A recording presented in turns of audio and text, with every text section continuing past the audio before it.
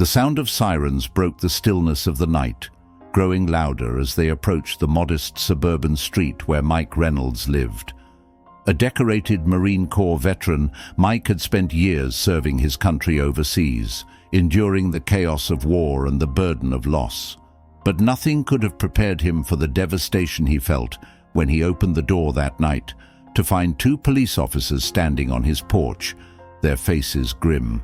"Mr. Reynolds," one of them began cautiously, "we're sorry to inform you, but your wife, Sophia, has been involved in an incident at Grayson's Market. She didn't make it." The words hit Mike like a blow to the chest. His knees buckled, and the world seemed to tilt on its axis. Sophia, his anchor, his partner, the woman who had helped him rebuild his life after the war, was gone. Just hours earlier, she had kissed him goodbye and headed out to pick up a few groceries. Now, she would never come home. The details of the incident trickled in slowly, each one more baffling than the last. According to the store owner, Victor Grayson, Sophia had become aggressive during a dispute at the checkout counter. In what he claimed was an act of self-defense, Victor had pulled out a gun and shot her. No security footage was available, and with no other witnesses, Victor's version of events became the official narrative. But something about the story didn't sit right with Mike. Sophia wasn't confrontational. She was kind, compassionate, and level-headed. The idea of her becoming violent enough to warrant such a drastic response seemed impossible. As the days passed, Mike's grief was joined by suspicion. Victor's smug demeanor during his brief interview on the evening news only added fuel to Mike's doubts. How could someone who had taken another person's life appear so unaffected? At the funeral, surrounded by friends and family, Mike made a silent vow. He wouldn't let this be the end of Sophia's story. He owed it to her to find out the truth and to hold Victor accountable if he had lied. The legal system might have failed to dig deeper, but Mike wouldn't stop until he uncovered what really happened that night. As a Marine, Mike had faced down enemies in war zones. Now his battlefield was his own hometown, and his enemy was a man who had stolen the person he loved most in the world. Mike Reynolds spent the days after Sophia's funeral in a haze of grief and disbelief. He barely ate, barely slept, and when he did, his dreams were haunted by images of her face, smiling and alive, only to morph into the cold reality of her lifeless body in the store. He replayed the scant details of the incident over and over in his mind, searching for answers that no one seemed willing to provide. Doubt and determination. Sophia's death was officially ruled as a justifiable act of self-defense, and the police closed the case quickly. Mike couldn't accept it. Victor Grayson's claim that a minor argument had escalated into a situation where he had no choice but to shoot didn't align with the Sophia Mike knew. She was compassionate and calm, always quick to diffuse tension, not escalate it. Mike began to obsess over the facts, or lack thereof. Why wasn't there any surveillance footage? How had the investigation wrapped up so quickly? Why did Victor's story feel rehearsed rather than genuine? One evening, Mike sat in the living room, staring at a photo of Sophia on their wedding day. He clenched his fists. "I can't just let this go," he muttered. "She deserves better." The first clue. Mike decided to take matters into his own hands. He visited Grayson's Market under the guise of being a customer, his military training helping him blend in unnoticed. The place was small and unassuming, with a single security camera hanging near the entrance. Mike struck up a casual conversation with one of the employees, a young cashier named Maria, hoping to glean any information. "Was the camera working the night of the incident?" Mike asked casually. Maria hesitated, glancing over her shoulder before leaning in. "It hasn't worked in months," she whispered. "Victor never wanted to fix it. said it cost too much. Mike's suspicion deepened. A broken camera was convenient, too convenient. He thanked Maria and left, but not before noticing her nervous demeanor whenever Victor came near. Something wasn't right. Finding connections. Mike began piecing together what little he knew about Victor. A search through public records revealed a history of legal disputes, including allegations of aggressive behavior toward customers. One particularly troubling case involved a former employee who claimed Victor had threatened him with a gun during an argument.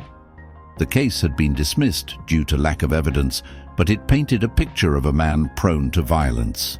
Determined to learn more, Mike reached out to the dismissed employee, Luis Ortega, who agreed to meet him at a diner.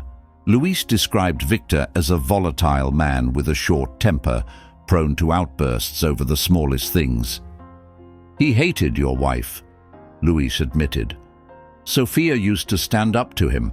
She didn't let him push people around." Hearing this confirmed Mike's fears.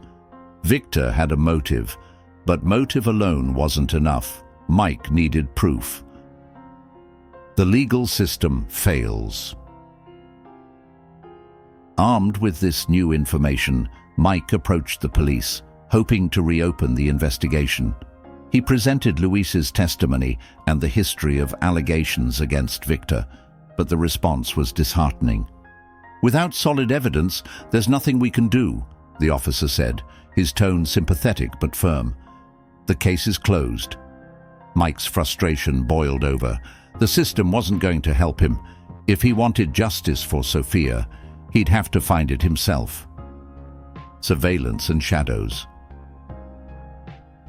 Drawing on his military training, Mike began monitoring Victor's routines. He observed the store from a distance, noting when Victor arrived and left, who he interacted with, and any unusual behavior. It didn't take long for something to catch his attention. Late one night, he saw Victor leave the store carrying a large duffel bag and drive to a remote lot on the outskirts of town. Intrigued, Mike followed at a safe distance. Victor parked near an old storage facility and disappeared inside. Minutes later, he emerged empty-handed. Mike waited until Victor left before approaching the building. Inside, he found a unit filled with random items. But one thing stood out: a dusty cardboard box labeled "Store Footage." Mike's pulse quickened as he opened it, revealing a stack of outdated DVRs and tapes. Uncovering the truth. Back at home, Mike spent hours going through the tapes, hoping to find something that could reveal the truth. Most of the footage was mundane, showing customers shopping or employees stocking shelves. But then he found it, the recording from the night Sophia died. Despite Victor's claims that the camera was broken, the footage was intact. Mike's hands shook as he watched. The video showed Sophia and Victor arguing at the counter. Sophia was calm, gesturing with her hands as if trying to reason with him. Victor, on the other hand, was visibly agitated. Without warning, he pulled out a gun and fired. The horror of watching Sophia's final moments was almost too much for Mike to bear, but it also steeled his resolve. This was the proof he needed. Confrontation. Armed with the video, Mike confronted Victor at the store. He walked in during closing hours, his presence immediately unsettling the store owner. "You lied," Mike said, his voice cold and steady. "I know what really happened that night." Victor tried to maintain his composure, but his eyes darted nervously. "I don't know what you're talking about." Mike stepped closer, pulling out his phone. "I have the footage, Victor. You didn't defend yourself. You murdered her." Victor's facade cracked, and he lunged at Mike, but years of military training gave Mike the upper hand. He subdued Victor, restraining him until the police arrived. The arrest. The footage, combined with Victor's violent outburst and Mike's testimony, was enough to reopen the case. This time, The evidence was undeniable. Victor was arrested and charged with first-degree murder. For Mike, it was a small victory in the face of an immeasurable loss. The legal battle ahead would be long, but knowing Victor was finally being held accountable gave him a sense of justice. Months after Victor's arrest, the trial became a focal point for the community. The once quiet town was now a hub of conversations about justice, grief, and accountability.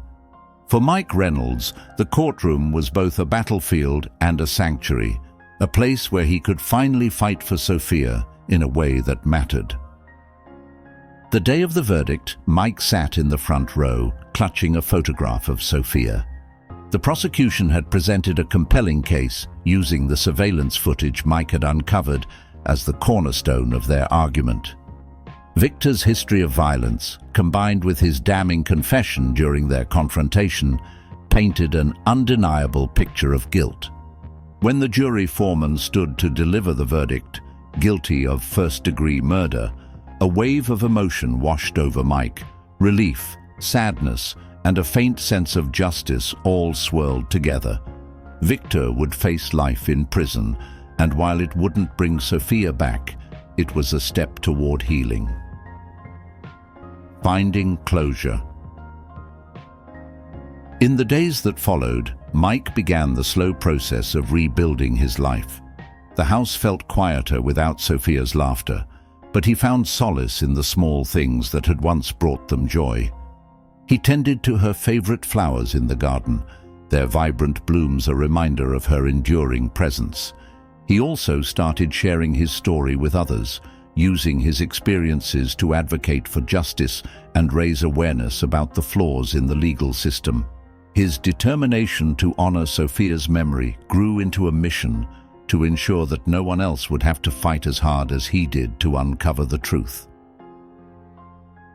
A community united. The case had sparked a shift in the community. Neighbors who had once been divided rallied around Mike, organizing fundraisers to support victims of violence and advocating for better resources to address conflicts before they escalated. The small town, shaken by the tragedy, began to heal together. One evening, Maria, the young cashier who had risked speaking out about Victor, stopped by to visit Mike. She brought with her a potted plant, one of Sophia's favorites. "I just wanted to say thank you," she said, "for standing up for her, for all of us." Mike nodded, his throat tight with emotion. "Sophia would have done the same," he replied. Moving forward. Sitting on the porch with Sophia's photograph in hand, Mike gazed at the horizon. The journey had been long and painful, but he had kept his promise to her. Justice had been served, and now it was time to live the life Sophia would have wanted for him, a life filled with purpose, compassion, and hope. As the sun dipped below the horizon, Mike whispered, "We did it, Sophia. You're at peace now, and so am I."